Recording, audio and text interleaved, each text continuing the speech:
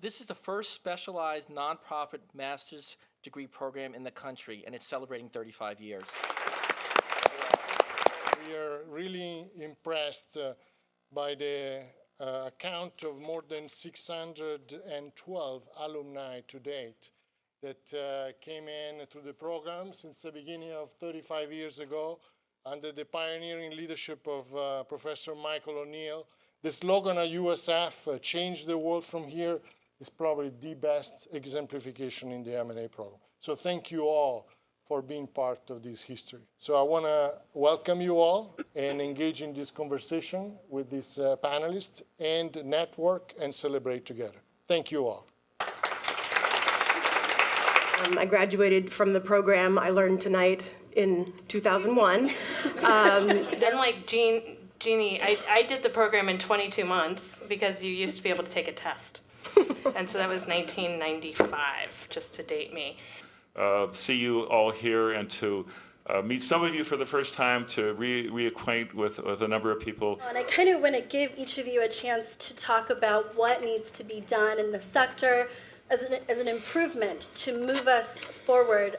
The number of organizations, in 1946 there were about 28,000 501c3 nonprofit charitable organizations, not counting religious organizations. Now there are 1 million.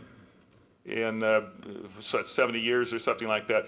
The nonprofit sector currently employs about 15 million people, which is more civilians than are employed by the federal government and the 50 state governments combined. And so it's a really major part of our economy.